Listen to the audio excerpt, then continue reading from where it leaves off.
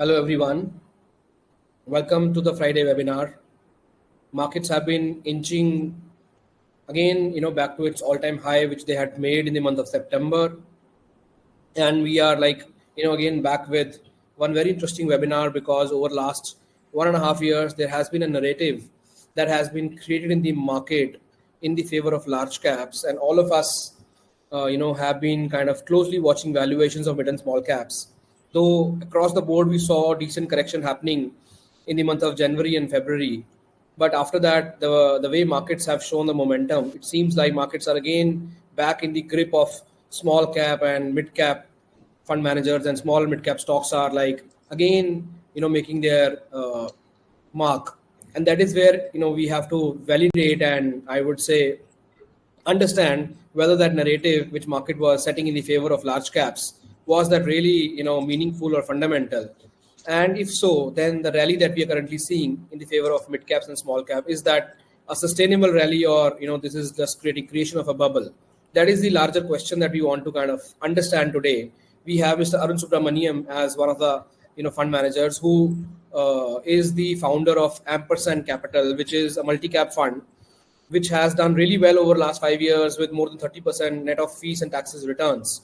Even Arun saw some difficult time in last 6 months and markets were down, but he has kind of picked it well. We will discuss about his fund, his performance, and obviously recent experience and the expected view on his fund and markets also. But to begin with, the broader question that we will open up with is the validation of this narrative, which is largely has been created in the favor of large caps, but large caps are barely moving, but the massive move has been seen in the space of small and mid caps. Over to you, Arun. I would like you to maybe give your remarks to begin with on this Friday webinar on this larger question that we want to discuss. Yeah, thanks, Kamal. Thanks for inviting me. It's a very difficult topic you've actually chosen to address, and I don't know whether we'll actually come out with any kind of tangible answers to this. But having said that, the way we have actually approached this and looked at it is that we, as you rightly said, we are a multi-cap fund, and in the sense that we obviously have exposures to across market cap, and we are basically both market cap agnostic and sector agnostic. And the reason for that is we are bottom-up stock pickers, and that is how I think this market is eventually going to go. But sticking to the topic which under discussion, with large caps versus mid and small caps, some of it happened because there was this huge differential in terms of valuation. There was this euphoria which got built up last year, and it peaked probably towards the end of the market peaked actually in September last year. The realization that all this is happening probably, and it started impacting portfolios, especially ours, happened in January this year. But each portfolio is its own. For example, when large caps did well in January, our portfolio did not do well because of large caps. So like I said, that kind of tells you why I'm so emphatic about this bottom-up stock approach, and market cap doesn't really matter. There will be pockets of overvaluation in certain sectors or certain market cap categories, and that will show up at some point in time, and markets will correct, and those sectors or those spaces will correct, and everything ultimately boils down to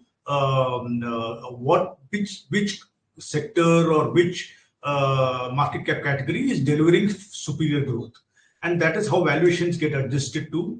Valuations will get adjusted. That's my kind of brief opening remark. I will leave it to you to direct the call, and then we can probably get to the question in Q&A, and I can probably explain better. Sure. So we will further deep dive this, maybe with an example, like in your portfolio, you'll be more comfortable answering, that way. That's why I'm taking it that way. Your portfolio, you had added stock like, for example, Bajaj Finance, which is a large cap company. And I know in last 6 months, whatever interviews I have done, most fund managers have mentioned that financials is one sector which has not performed in the last 3 years, is relatively attractive. And large caps, which are today at kind of a very attractive valuations, from Samir Arora to I would say Prashant Khemka to you, have always said in last 6 months that now again, small and mid caps are, even after correction, relatively expensive, but large caps are very attractive. And I'm sure in your portfolio, that is why you also added, stocks like Bajaj Finance, and you added few more stocks, and maybe increased weights to in ICICI Bank or some other stocks which are like large caps. But those stocks, I see many fund managers, adding likewise other stocks also in the large caps. But those stocks have not moved much. But many other stocks, which obviously saw, beating down in January, February, and maybe in December also, which were mid and small cap, they are like again back to their all-time highs. So why is this? Why fund managers, were having a narrative and a view in the favor of large caps and in the favor of, I would say, financials maybe 6 months ago, and now it's like those things have not worked. So is this something which is a miss at a fund manager's level, or something which is an abnormal, which hence is an opportunity for investors to understand and not maybe invest from here onwards in mid and small caps? Okay, see, I can't speak for other fund managers, but it's very apparent. I mean, when people were building this narrative that large caps are better than mid and small caps, it was purely on the basis of valuation. I mean, obviously, the valuation differential was so huge that you simply could not ignore the fact that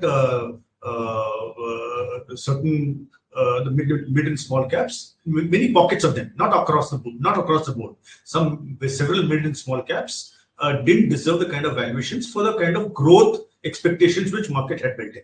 That is what was happening. Whereas on the other side, large caps, I'll come to financials later. Large caps clearly were trading at a steep at a valuation discount, and growth was slow but probably more predictable, and it had to. That's why I think a lot of people felt that large caps were a better option, and it did turn out to be that way for a brief while. And I don't think the narrative is completely wrong. I'm not saying that large caps will not come back, or only small caps and mid caps will keep going up. And like I again go back to the same point. It is not about which market category you go to. It is about where is the growth if you are a growth investor, or where is value with reasonable growth if you're a value investor. That is where I think ultimately you have to gravitate towards. Now, coming to financials, where I'm not a complete expert on it, but I'll just try and, since you mentioned about our fund and us adding Bajaj Finance, since COVID, we have actually been underweight financials.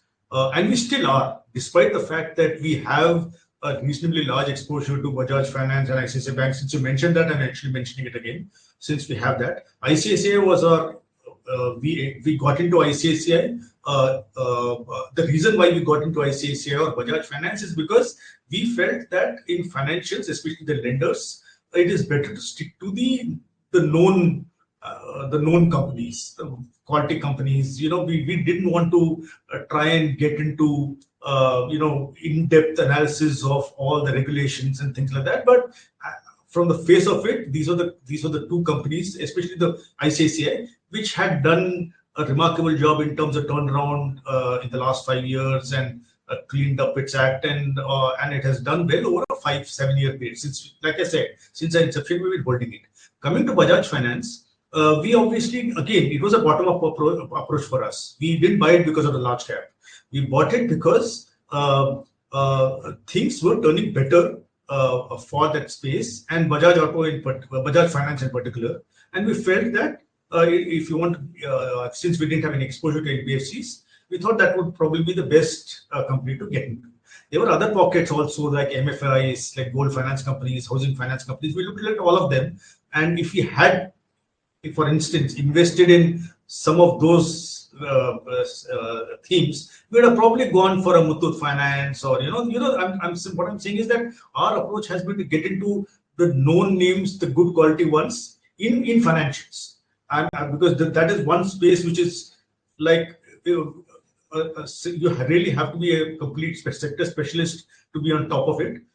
As far as we are concerned, being generalists, at the same time having a reasonably okay, understanding of financials, we felt that these were the companies we should be investing in.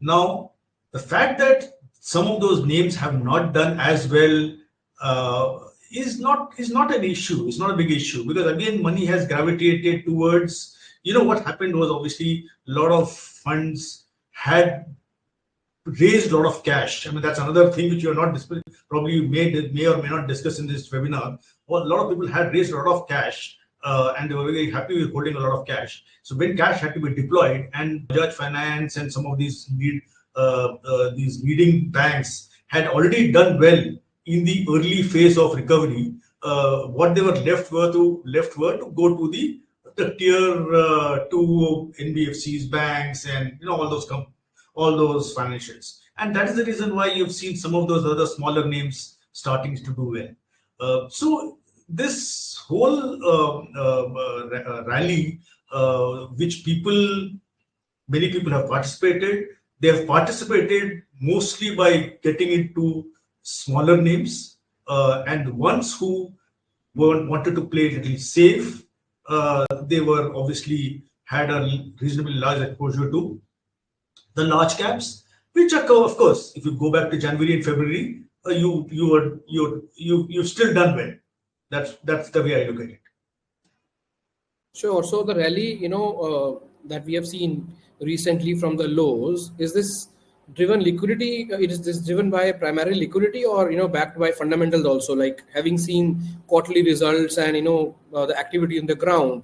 Because you mentioned about growth. So is this fundamental driven rally, or is this majorly liquidity driven rally? See, it's a combination of both.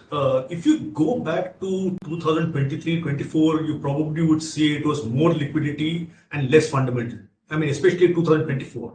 2024, when 23 the slowdown started, and 24 it was exactly it kind of it started. There were a lot of disruptions, and there was liquidity crunch and things like that in the economy. The economy was really not doing well. So a lot of the stocks which did well, the markets which did well last year, were probably more because of liquidity and more because of money chasing very high growth sectors last year. I'm talking about last year. And that is the reason why it was not completely based on fundamentals. This time, I think it's more balanced in the sense that there is liquidity, as much liquidity as it was probably there last year. And I'm not talking about general liquidity in terms of flows, because obviously you have there have been so many IPOs, promoters selling, the P's selling their stake. So there were a lot of offers in the market and a lot of supply. So in that sense, a lot of liquidity should get sucked out from the system. I'm talking about the flows. But the liquidity has actually been created, has been more fundamental based, where the RBI itself has actually done these OMOs and created liquidity and basically tried to prop up the economy in general. So that's obviously more fundamental in nature. So that is the reason why I said it's a combination of both market liquidity and fundamental driven liquidity drivers, whatever you want to call it. Basically for business fundamentals and market liquidity. Your performance last month of the fund has been around 6.8% versus benchmark delivering around 3.5%. Obviously, it's beaten the benchmark. But in last couple of months, when the markets have started to show recovery, your performance obviously has been very good. But are you personally satisfied with the performance, or you think there are areas where you could have done better? See, we'll never be satisfied with our performance. So while investors may call us and they may be happy at some times and not so happy sometimes, we'll always say that we could have done better. But having said that, there was last few months of very, very volatile, and to come off the January and February mayhem, and to retain sanity was I think was quite creditable from our side. and also to make those some cosmetic, some changes to our portfolio where we felt some stocks were probably had run their course, or maybe they had reached fair value. We obviously had to shift them to some newer names where we felt had both value and growth visibility. So we did all that. So while we may not be completely happy, but yes, I think we have done okay given the circumstances. And while you do compare us and said that we've actually outperformed last month, but just remember one thing. I mean, I don't know, there were our peers may have done better, may not have done better, but the fact of the matter is that our fund is a multi-cap fund. I mean, we obviously invest in large companies, we invest in mid-sized companies, small companies. So the growth adjusted for risk, I think we have done reasonably well. So yeah, that's the way I probably look at it.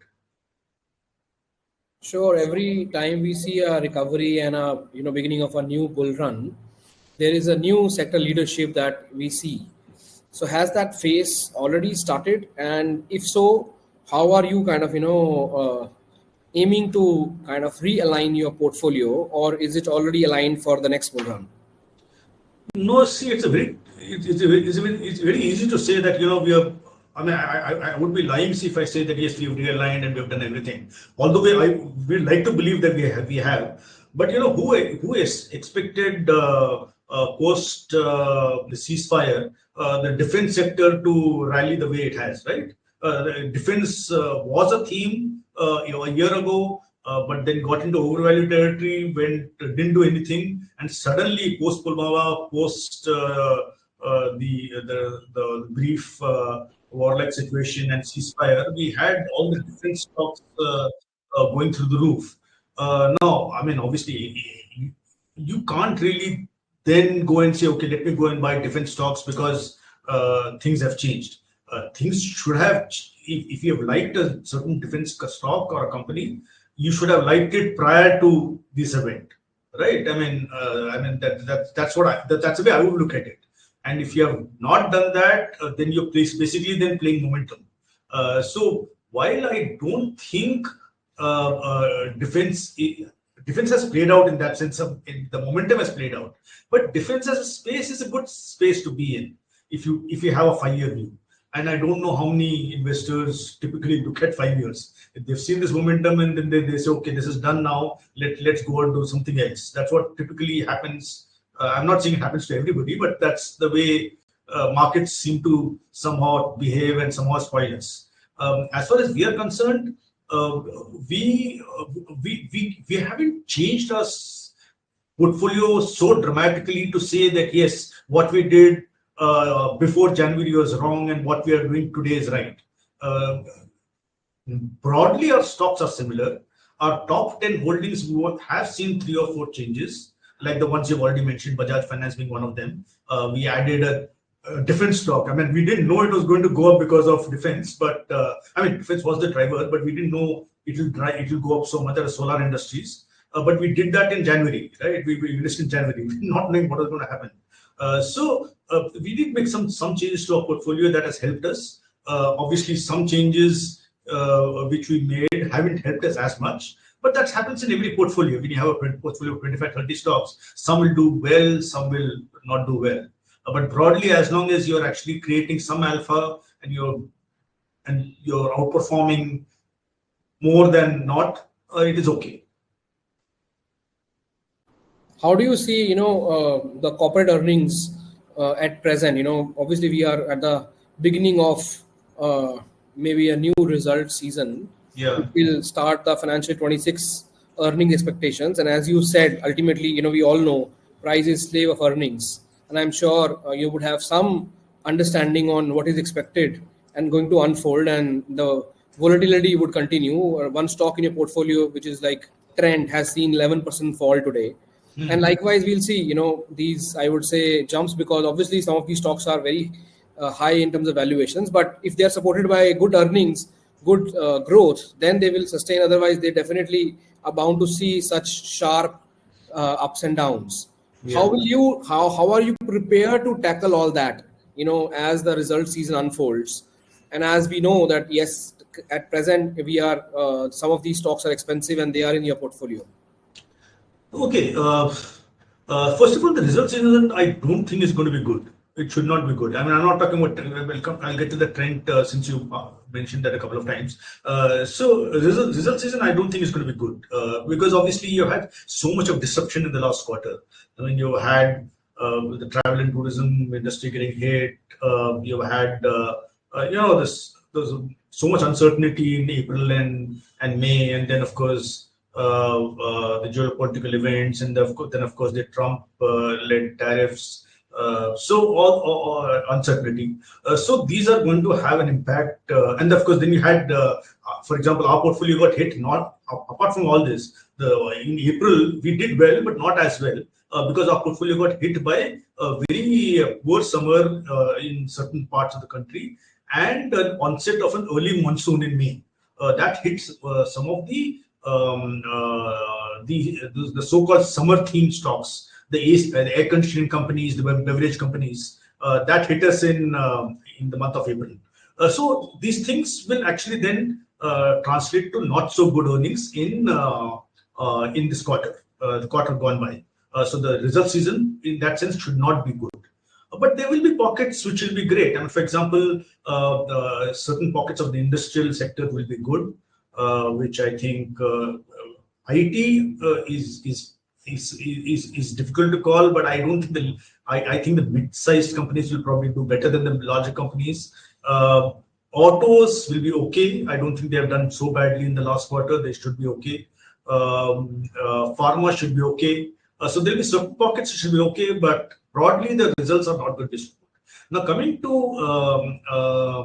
trend, which you asked, and trend obviously comes.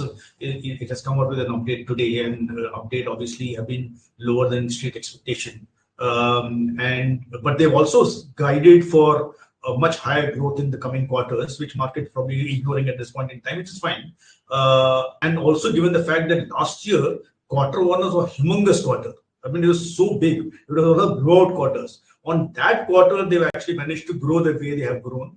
So, and it's also the fact that their margins in the previous quarter, that is quarter four, despite the fact that the growth, the top line growth was not as strong, there was a margin of positive surprise to margins, which we think will possibly happen this time also. So I'm not advocating a case for buying or not, or holding or not, or selling trend, but I'm simply saying that so trend we have not, when we bought the stock, we bought it during COVID, and we have obviously trimmed the position along the way. But whatever position we have today, while it affects our portfolio for our performance for today, but we think it is a company which has very strong execution capabilities. Yes, valuations are on the slightly stretched levels, and that correction, possibly corrective phase, is probably still happening as it started last year.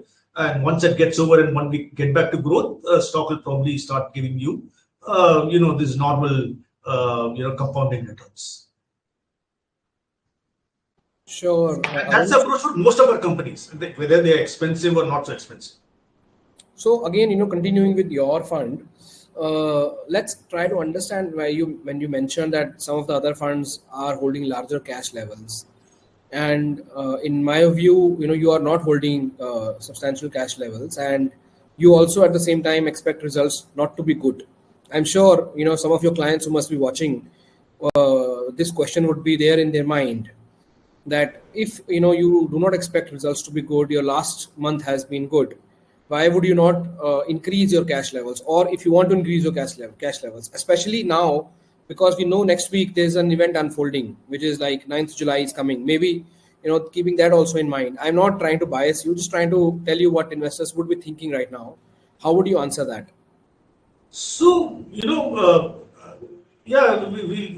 that's a good thought. But, I'll tell you what the issue is. The issue is that when you build a portfolio, you typically do it with a medium-term perspective. I mean, that's the thing. I mean, we typically don't like to buy stocks. Let's say, for example, we bought a Bajaj Finance. And just, again, not a recommendation, not anything of this thing. We bought a Bajaj Finance in January for reasons which I've already explained. The like Trend came out with an update last evening or this morning. Bajaj Finance also came out with an update last evening, which was very good, and I think the stock reacted positively or whatever. But the point is that we don't invest. We typically don't have a very short-term perspective on our stocks. Valuations, you are right. I mean, if the valuations cross a certain threshold, which we think, irrespective of even if current quarter results are in line or good, but valuations probably don't meet our they somehow make us feel uncomfortable. They're above standard deviation. Then we probably like to trim it. But we don't, just because we think that the results overall are not going to be good. We don't want to single out.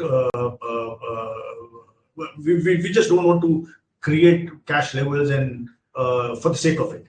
But yes, you're right. I mean, if cash levels should have probably have been created in companies which you anticipate will have a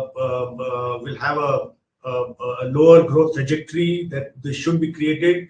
That cash should be deployed in other companies where valuations are reasonable and growth is more sustainable. Which we have done, and which we continue to do. Like I said, the one we think we missed out on and we should have done, and we eventually did lighten our positions, were in the summer theme stocks. The results are going to be very, very bad this time. But probably the market has already factored that in, right? Because April and May, those stocks did very badly. So that's how one has to maneuver through this result season. So unless there are big shockers, which is why I'm saying, so while the results are going to be bad, the outlook probably is going to be much better. And that is how you have to be very careful. You can't say, okay, results are going to be bad, let me create cash, and then immediately when results come out, then you say, okay, let me go and buy. That's being ultra smart, which either we are not, or I don't think that's not the way we should be. I mean, that's our view, that we should not be doing that. No, we really respect your modesty, and that's realistic, and experience talking, and we see that. Moving on, what is the hypothesis as a fund manager, managing public money? And I'm sure you have hypotheses for every action that you take in your portfolio. What is the probability and hypothesis that you are keeping in mind with regards to the tariff event, which is unfolding soon, next week? Oh God. See, a lot of the tariff related stuff seems to be disproportionately impacting certain pockets. And one of the pockets, it seems to be showing a lot of when investors are take their own call, is on the pharma sector, and how that sector will be impacted. So that is one sector we probably will have to we will have to leave it to I won't say chance, but we'll have to probably see what happens there. But again, what we have done to mitigate somewhat that possibility is we have stayed out of the generic space. We have actually been in some healthcare, which is domestic oriented hospitals, for example. So we have actually have some mix of domestic centric companies and hospitals, and we also have one CDMO company. We had more than one a few months ago. Now we have actually lightened our position there. So that's how we actually managed the pharma on the pharma side. Our portfolio also is biased towards domestic centric themes, whether they are industrials or whether they are autos. Not industrials as much, but more in autos and financials. So that I think is somewhat should be, I won't say completely insulated, because sentiment obviously changes everything, but somewhat should be okay for us. But other than that, like I said, we haven't built a position or on these themes or sectors which people love to invest in, like these alcoholic beverages and these textiles and things like that. We have not done all that. So we are just obviously assuming that it will not be a big event as far as our portfolio is concerned. Sure, Arun. With regards to some of the commodities which have been recently making new highs, Yeah. gold, silver, primarily the precious metals. You as a alternative investment fund manager, haven't you kind of thought to add some allocation to these asset classes in your portfolio? Yeah. So I think Kamal, we actually did, I know you remember previous discussions also. We really don't invest in commodities related sectors or stocks. But like I said, I'm not saying that we've never done it, or like I said, we purely don't do it on basic commodities and things which are moving up because of some disruption here or there or something else. We don't do that. But having said that, we have moved we have allocated some of our money to the specialty chemical space, which in some sense is part commodity, part specialty. I mean, although it's called specialty, but it is obviously it is chemicals. Chemicals is a commodity, but that is mostly because we think that they could be at the bottom of the cycle, and they have very strong execution capabilities. So we have invested in one of them. But other than that, if you ask my view, yes, commodities does seem to be a space which looks interesting, and valuations are still quite reasonable. And for those who can invest with a medium-term perspective, for short-term perspective, can go ahead and do it. I don't have a medium-term view on commodity-related stocks in general. Sure, Arun. So, going ahead with a medium-term view, what are those sectors or those themes in your portfolio, or particularly, I would say, going allocation-wise, from where you feel the alpha will be coming? When you are scientifically trying to give weights to certain sectors and stocks, where are you going to be overweight, depending upon your view? See, it is very difficult to say. Of course, I would like to create alpha in everything, right? But that never happens. But the point is that what we typically try and do is that we try and keep. For example, we knew that a company like Solar will create alpha, but we did not know it will create so much alpha. If we knew that, we would have obviously it would have become one of the top holdings or whatever. But the thing is that we have to create alpha. You basically have to either be damn sure about a particular theme and how it will work out. And now this market is so over researched and people know everything about most companies. So you essentially have to go down the ladder to look at and spot these companies. And those can typically only come in smaller names. And you can't go and invest big money in small names. You have to be very careful there. And that is what we have done. And then you have to hope that the smaller names do so well that they create the alpha. But they will still be manageable for you. While on the face of it, you may have doubled or tripled your money, but it will create that 4-5% alpha for a fund. That's what we also try and do. So our investments there again still are focused on pharma, chemicals, like I said, those kind of names for present, and those mainly. And there are other pockets where we have actually again gone bottom up. Like I said, I don't want to name it as give a sector call and say okay. Like I said, I'm saying pharma, but I'm saying it is not pharma. It is more a specific segment within pharma where we have actually invested in, and it was more company specific rather than being sector specific. So that's how we always look to create alpha. Which is the reason why I'm not able to actually say which are the sectors where you can actually look to create alpha. It has to be more company specific rather than sector specific.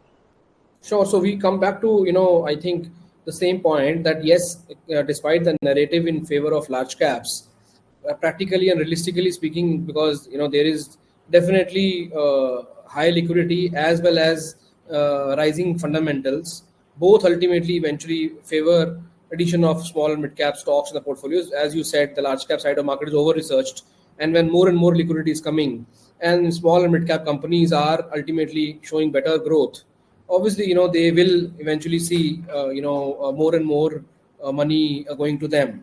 Now, having said this argument, then that is where some of these, I would say, accredited class of HNIs and ultra HNIs who are risk takers, they tend to move to the space of pre-IPO companies also, which are all the more, I would say, small caps, and then lower the ladder, to SME companies also. And there is so much frenzy going on, in the smaller IPOs, and pre-IPO funds have raised massive, I would say, money. We would have also raised money for a lot of funds.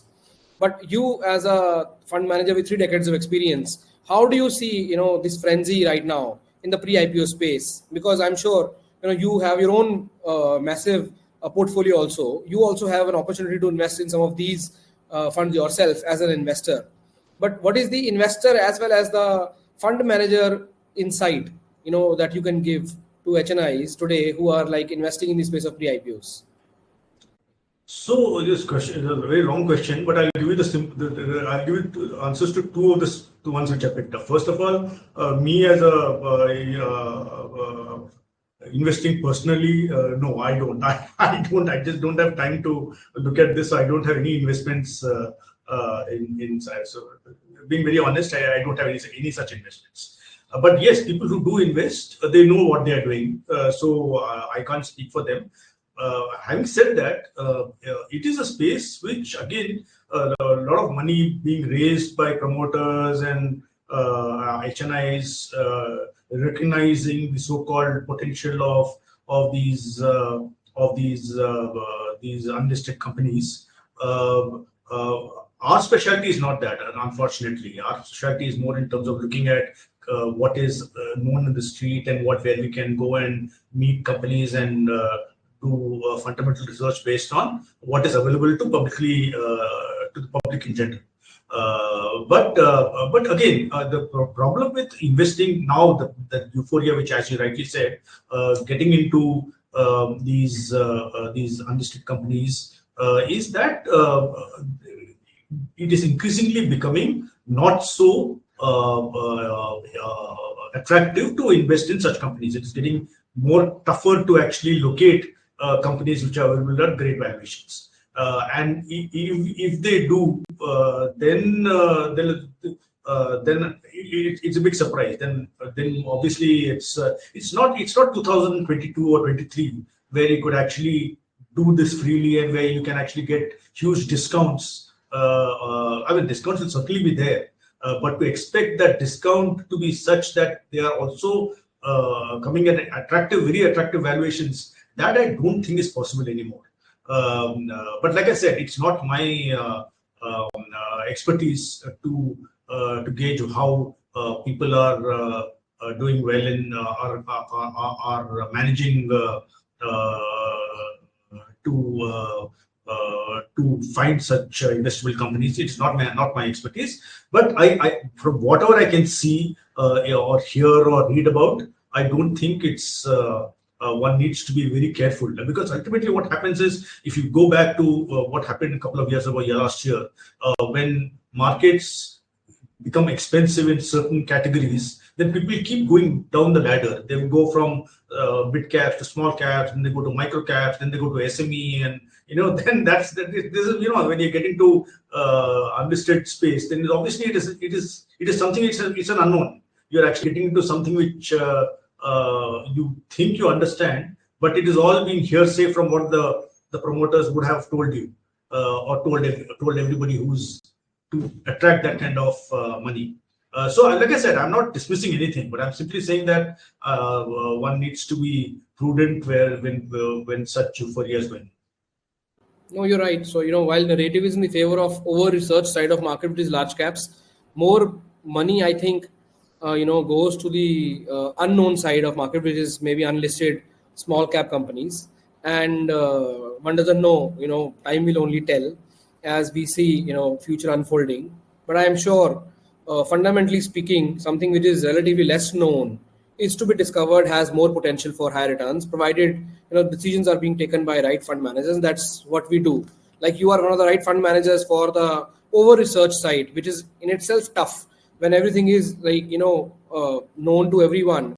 How to make alpha at that side, you do really well. Similarly, the area which is under researched and area which is like unknown, there are fund managers who do really well in that side also. So, but I wanted to understand your view, because it's important to get your view on the other side, because that kind of gives an unbiased perspective. That was the reason why I asked this question. No, exactly. So I'll just tell you, since you use the word under researched and over researched. See, it's not that we also invest in under researched companies. Only thing is, there should be publicly listed companies where you can approach and you can do your own research. Maybe it's not been it's been ignored by investors, or maybe just a few people have realized it, or whatever. I don't know.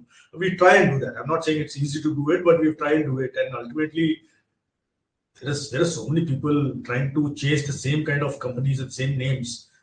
So it is a challenge. Yes. You mentioned, defense as a sector still holds, massive potential from here onwards for medium term. So can you please elaborate and explain that in terms of the opportunity that you see in the listed space in your universe of, businesses that you look at? No, broadly, the fact of the matter is, with whatever is happening globally, Europe, there's a complete data which is available and being quoted by everybody, and articles been printed that how underinvested the entire continent of Europe is in as far as defense is concerned. And obviously, all of them want to increase the allocation as percentage of GDP to defense. And likewise, we also have to do the same because of whatever geopolitical tensions we are having with our neighbors. So that it's good, and it's just not about having missiles and defenses and defense systems and all. It's all about, it starts with now war is being fought across drones, and then you have anti-drone and then anti-drone and whatnot. So this whole space, wherever you have companies which pass the muster in terms of technological capability, will find a lot of potential to grow, but it will be over the long term. Cannot happen overnight. These allocations, even you make towards a particular sector, the deliveries don't happen overnight. They take a lot of time. So while the excitement of the events around have re-rated that sector disproportionately, and we think that it's probably not justified for the near term, but medium to long term prospects obviously look quite interesting for that space. What are your medium term projections on the performance of equity as an asset class in this year, maybe next 18 months views? No, I'll give you next 3 and 5 years also.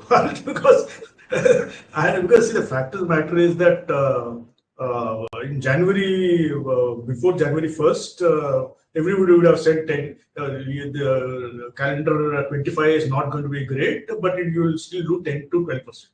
Now, after 2 months, everybody was down 5 to 10%. Then people probably automatically must have revised their expectations to no growth. But again, we have come back to what was forecast in January. So these things will keep changing. Those are that's why I said near term, it could probably be somewhere in the low to mid teens, or maybe double digits. Let's put it low double digits. That's what it should be for this year. The reason why we are more excited about going forward is because of how the economy, most parameters of the Indian economy seem to be bottoming out. Still, most of the indicators are not very exciting, whether it is to do with consumption or whether it's to do with broadly. If you look at car sales, or if you look at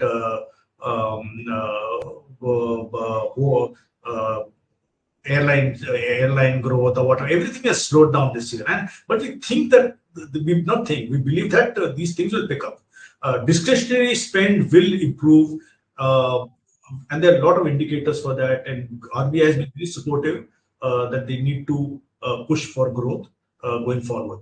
So discretionary spend will increase, and then of course you have this pay commission coming up that should actually propel consumption. So the next couple of years seem to be quite good in terms of broadly consumption-led demand. It's not to say that investment demand will slow down, but the good thing is that most of the investment-led stocks post last budget have corrected quite significantly. So to that extent, I think you'll probably see pick up in certain many segments, like you've seen in defense. I mean, like it never it just got a trigger and it got and that's what helped the space. Now, coming to expectations in terms of what kind of returns we will expect. So while the Nifty, the large companies may probably deliver maybe 9 to 10% kind of CAGR over the next 3 to 5 years, we think the bid size, the bid space, which is much larger, where there are companies, capable companies, scaling up and attempting to become large, taking market share, those companies will probably deliver faster growth. And that is where I think you will probably find the most money being made. So broader market probably will give you mid-teens, Nifty probably give you maybe low to mid-teens, 13 to 15%, Nifty will probably give you 9 to 10%. I mean, our fund you can probably put any number you want, but obviously we would like to better both. Sure, Arun. I think it has been pleasure conversing with you. We come to the end. I'll just conclude by saying to all the audience who will be watching this webinar later that we might have discussed some stocks. It's not to be construed as any advice. And there is one lesson that all of us have to learn, that market narratives are set by market, as a larger thing, but investors need to take decisions based on what are their goals, their objectives, their risk appetite. And if they are expecting and demanding and wanting higher returns, then obviously, they have to go towards this space, which as speaker today, Mr. Arun Subrahmanyam, also mentioned that he expects higher growth to come from smaller companies, mid-sized companies, which obviously can scale well. But at the same time, obviously, large cap companies, today relatively are more attractive to mid and small cap, on a broader basis if we compare indices. That's also another fundamental reality and which cannot be ignored. But at an investor level, at a portfolio level, how much allocation one needs to do to large caps versus mid and small caps depends upon investors' goals. And we as advisors do that really well.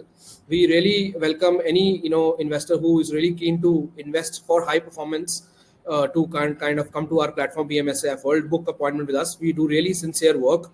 And this webinar is just one of the things that we do to ultimately ourselves learn and keep our clients as well as investors updated. Thank you, Arun, for your time today, and thank you everyone for joining. Stay connected. Thank you so much. Yeah, not at all. Thanks once again, Kamal, for having me, and we'll meet again. Thank you.